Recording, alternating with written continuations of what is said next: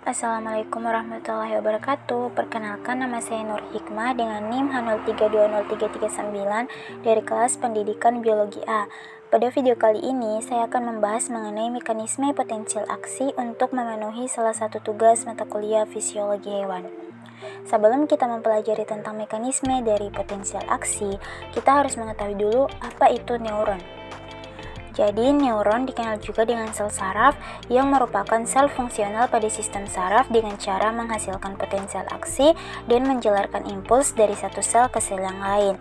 Neuron adalah unit kerja sistem saraf pusat yang terdiri dari 12 nervus kranial, nervus spinal, dan cabangnya yang berfungsi sebagai penghantar informasi berupa rangsangan atau impuls. Dan dengan adanya sel-sel saraf ini, baik organ maupun sistem gerak bisa memberikan respon sebagaimana mestinya. Jika ditinjau dari fungsinya, neuron dapat dibedakan menjadi 3 macam, yaitu neuron motorik, sensorik, dan interneuron. Neuron sensorik adalah sel saraf yang berfungsi untuk membawa rangsan dari daerah tepi ke pusat saraf. Dan neuron motorik adalah sel saraf yang berfungsi membawa rangsan dari pusat saraf ke daerah tepi. Sedangkan interneuron atau neuron penghubung adalah sel saraf yang terdapat di pusat saraf yang akan menjadi penghubung antara neuron sensorik dan juga motorik. Neuron sendiri mempunyai bentuk dan ukuran yang sangat bervariasi. Berdasarkan bentuknya, neuron dapat dibedakan menjadi 3, yaitu neuron unipolar, bipolar, dan multipolar. Pada invertebrata, badan sel saraf biasanya berukuran kecil dan ketebalan serabut saraf 0,01 mm. Struktur sel saraf pada hewan dapat bervariasi namun secara umum memiliki struktur yang sama.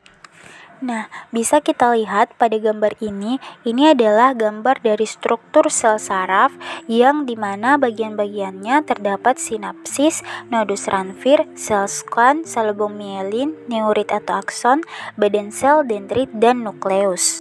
Nah, sel neuron ini memiliki beberapa bagian, setidaknya ada 9 struktur neuron yang kita harus ketahui. Baiklah, pada bagian yang pertama itu adalah dendrit. Dendrit ini adalah percabangan yang berasal dari badan sel yang terlihat seperti tonjolan yang bercabang, yang berfungsi untuk menerima dan menghantarkan rangsangan yang berasal dari badan sel. Bagian yang kedua, badan sel. Struktur sel neuron yang paling besar adalah badan sel yang di dalamnya terdapat banyak komponen penting. Nah, di dalam badan sel ini kita akan menemukan sitoplasma, inti sel atau nukleus, dan anak inti atau nukleolus. Fungsi dari badan sel adalah menerima rangsangan yang berasal dari dendrit, kemudian akan meneruskannya menuju neurit atau akson. Bagian yang ketiga, inti sel. Inti sel ini dinamakan sebagai nukleus, yang merupakan saraf yang berperan dalam mengatur kegiatan yang ada di dalam sel saraf atau neuron. Di dalam inti sel ini ada DNA dan juga kromosom yang berfungsi untuk mengatur sifat keturunan yang berasal dari sel tersebut.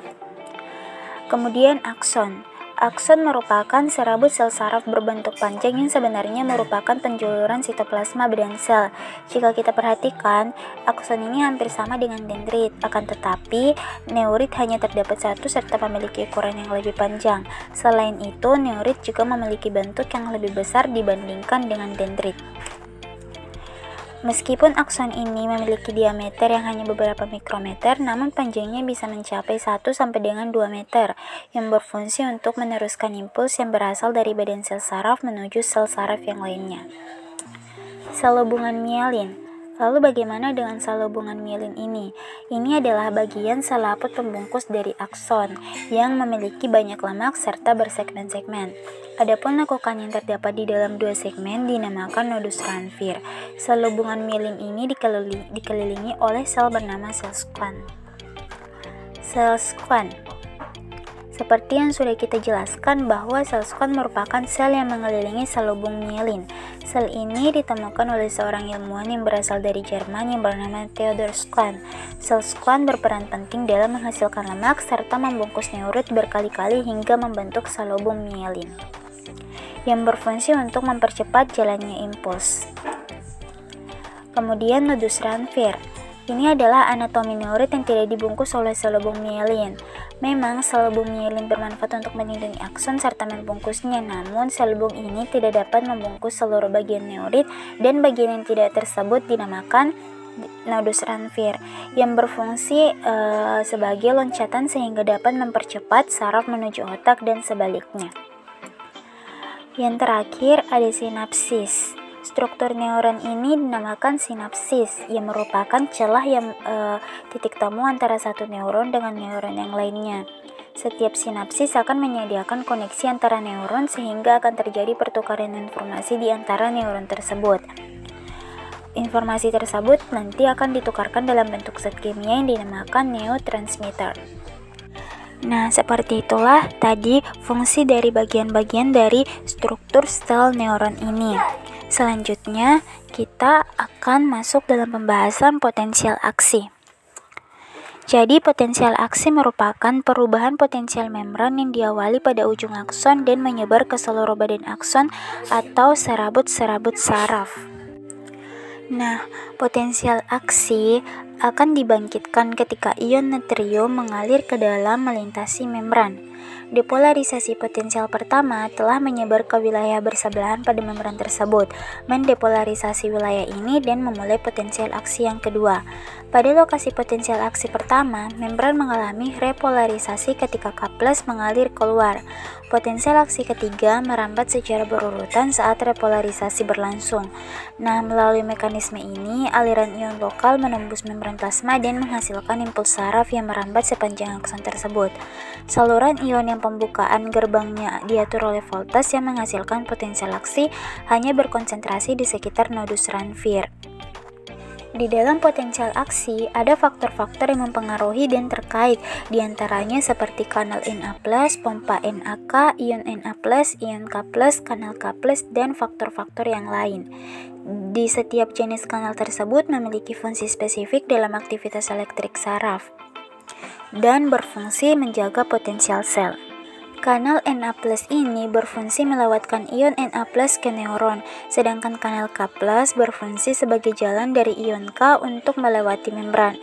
Ketika neuron dalam keadaan istirahat, maka kanal ion Na+ bagian luar akan tertutup, namun pada bagian dalam neuron akan terbuka. Pada keadaan ini, kanal K bagian intrasel akan terbuka, sedangkan bagian ekstrasel akan tertutup. Di saat keadaan depolarisasi, keadaan ini akan membuka kanal Na+ bagian luar. Kemudian ion Na+ akan masuk dan menyebabkan depolarisasi. Depolarisasi ini menyebabkan kanal Na+ di sebelahnya membuka dan terjadi depolarisasi juga di kanal tersebut. Demikian seterusnya sehingga potensial aksi akan terhantar sepanjang akson sampai ke ujung saraf.